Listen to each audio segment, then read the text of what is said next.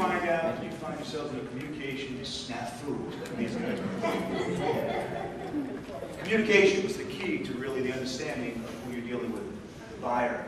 You need to communicate with them. Once the car was winning yesterday, it's a little more appropriate. Nobody cares how much you know until they know how much you care. That's a great line. Although I was fighting with Allison about putting the pretty hot in the red phone, but it's a great line. You won. Value profile review. Remember the buyers that buyers close the sale. Once you know what the buyer needs, you can adjust your proposal. Ask for your prospect's consent before firing them a lot of questions. Can I ask you a question? Can I ask you about your business? Can I ask you about your family? Respect. Ask open-ended questions to get conversations going. And base profile questions on criteria you think will influence a buying decision. And that's a fine line between asking too many questions that don't pertain to our jobs and asking just enough. The upfront close. When you have an opportunity to go in and you've asked somebody questions, and you go through the process of trying to sell them, go through the intentions, the benefits, the whole process of selling, you have to understand that if they're not in it to buy something, you're wasting your time. So it's good to have an upfront question. And the upfront question you want to ask them is, if there is a way I can increase your profits and reduce your expenses, would you be interested? Now, if anybody says no to that, you pick up and you walk. But that's really important. If I can increase your profits by reducing your, because that's what we're all in it for, isn't it? If we reduce the profit, if we increase the profits, reduce the expenses, we have more money in our pockets, and that's what they want. So when you ask those leading questions, they will say, absolutely. You've given them an upfront close. Basically, now it's up to you to substantiate that with more pertinent information. GPS of selling. GPS, we all have GPS in our car. We know that it goes from one place and takes you to another. A plane leaves Miami International Airport, heads for LAX, and goes off course 1,000 times, and still lands in LAX because of GPS. We need to understand that when we're doing our sales process, we're also starting at one step and ending with the close. There is a process. If you break the process, you break your opportunity. You say, well, I did all the things I'm supposed to, but if you flew in this plane and they didn't do it correctly, they would have landed in Arizona, not in Los Angeles, like they should have. So what you want to do is follow your GPS of selling, and we'll go into that in a second. Here it is. What you're dealing with is attention, trust, interest, and what's in it for me. That's his interest, the buyer's interest. The benefits, not the features. Then you want a trial close, which is again validating. Whenever you ask somebody, does that make sense to you? You say, is that something that can help you? Always validate when you're saying, I've got a product that can increase your profits. Is that something you want to do? Validate. What you do when you validate is you eliminate objections, because they won't object to something they already said yes to. So validate in your presentation. It's essential. It'll get you a lot more closes. Objections with empathy. An objection basically is somebody saying, I need more information. And what you need to do is empathize. I can appreciate why you feel that way. I understand why you don't want to purchase this. I realize why you're not talking to me. You already got 15 calls before I called. I can appreciate that. Empathy brings down the defense of the buyer. And when you use empathy correctly, the buyer will open up to you. There's a technique that I teach. I call it the Columbo. Everybody remember what Columbo was years ago? Well, Columbo used to use a technique as somebody said no to him. And said no just before they even got information. He would turn around and say, I'm going to take you off my list, or I'm not going to call you anymore. But before I go, can you tell me why you're not interested in making more money? Can you tell me why you're not interested in increased profits? His defenses are down, you already told him to leave, and he's walking away, and you're turning over your shoulder like Columbo did. He said, just one question. Why won't you take advantage of this opportunity? Try that. You bring them back. They come back. They start to open up. Oh, the reason I want to do it is because before I got hurt, somebody sold me the same product and burnt me. All right? And there's reasons why people don't want to consider it. Once you ask that question, the Columbo question, they will open up to you. And when they open up to you, you'll all of a sudden find yourself back in the sale process. When they thought you were walking out the door or hanging up the phone. It's a great technique. Here's some attention steps you might want to know. How would you like to save blank? Would you be interested in increasing your income by blank? Would you be interested in a special sale that we're offering to our special customers for any retail people out there? If I could show you a product that could save your company blank money, would that interest you? I assume you wouldn't mind finding a new way to save money, would you? You get the point.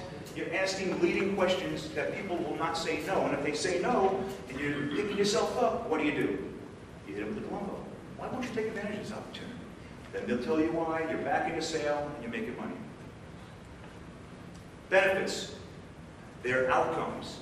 People don't buy products or services, they buy outcomes. If I go to a hospital, it's not because I like to be tired. Although some people, well, we'll talk about that another time. It's because I want to get well. That's basically the reason. There's a reason why somebody does something. In a factory, we make cosmetics. In the store, we sell hope. Charles Revlon from Revlon. They sell hope. They don't sell cosmetics. And that's how they deliver the message. Value is not inherent in the product. It is determined by the buyer's point of view. Back to Walmart. I don't care about your Procter & Gamble products. I don't care about your toothpaste and your toothbrushes. I care about what you can do for me. Developing benefits. Remember that people don't buy products, they buy solutions. Spell out benefits for customers. Memorize lists of benefits in advance for individual customers. They all have different needs. Tailor the benefits to individual prospects and always answer the customer's question. Think about it, what's in it for me? Questions and solutions. What does the customer need to know? What does the customer want to hear?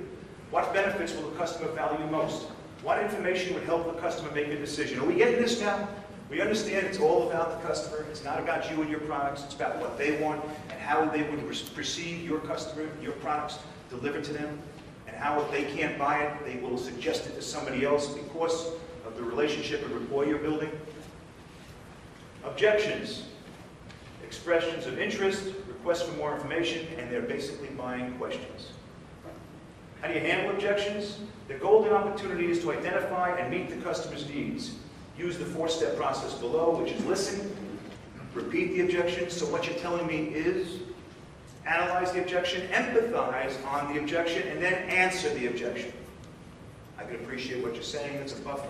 I understand what you're saying, but, and go back in and resell your product.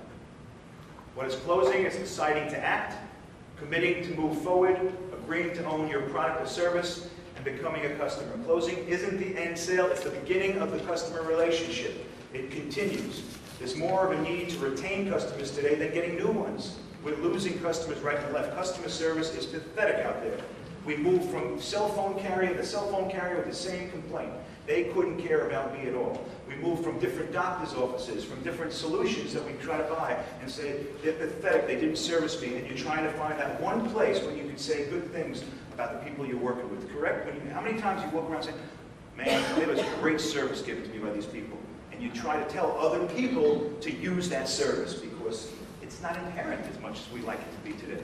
Customer service is essential, and unfortunately organizations with technology and without technology have gotten away from it.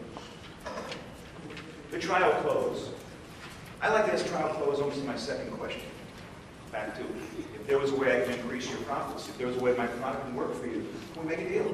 Because that gives you an idea of where you're going with this. But later in this process, the trial close is just a way of getting some more objections if you didn't cover them all. Where the person's going to hit you up with more objections. And what you do with the objections is you take them in, you agree, I appreciate it, you empathize, and you deliver a rebuttal. Closing is the beginning of the continuation of your relationship, not the end. Help the customer identify needs and link them to your product or service. The final decision is made by the customer. Your job is to facilitate. We're all quarterbacks. Develop closing objectives in advance and use a variety of closing approaches. Now, putting it all together, the way you're looking at selling is by following that GPS. But you can't get to the GPS, you can't get somebody, you get their attention quickly, especially on the phone. If you don't get their attention within 5 to 7 seconds, they're done. So you need to quickly have an attention step. Then when you reach them, you're trying to get into the relationship with them. You know, again, you're reaching somebody who doesn't want to buy from you. That's because of some issue that happened before. It might have been that the boss is on his case, his wife yelled at him this morning, his kids get thrown in jail, whatever the reason is, it's not about you. You can break through that if you identify the person's pain and deal with it. There was a situation of a salesman who is a golfer. If anybody likes to play golf, this person's a golfer. And as you know, salespeople need to hit their appointments on time. And there's some that just never get there on time. Well, this individual loved to get to his business on time. He loved to do everything on time. He's out there playing golf as a single, and there are 3 other guys going out. You need a foursome to play golf. And he tells, they come over to him and they say, we need a 4th. Would you like to play with us? And he says, absolutely. He said, well, you come out tomorrow morning at 9 o'clock sharp, but don't be late. Okay? And he says, I won't be late. But if I'm late, I'm only going to be late by 2 minutes. Comes out the next morning, plays golf, shoots a par 72. He's fantastic. Shoots from the right side. They said, you're great. We'd love you to play again with us tomorrow, but again, you must come out on time. He said, I'm usually always on time, except if I'm late, I'm 2 minutes late. Comes out the next day, he hits lefty. Unbelievable game. Par again, he's fantastic. They said, you're tremendous. We'd love you to join our foursome. Would you do that? He said, absolutely. They said, but we want to ask you one question. You came out yesterday, you hit lefty, you hit righty, and you had a great game. Today you hit lefty. You had just as good. How do you decide when you hit righty or lefty? He said, well, when I get up in the morning, if my wife is on her left side, I come out and I shoot lefty. They said, and if my wife's on her right side, I shoot righty. They said, well, what happens if your wife's on her back? That's when I'm 2 minutes late. So I just want you guys to understand it's essential to be on time. All right? And I thank you all. If you have any questions, we're glad to speak to you afterwards. Thanks for having me.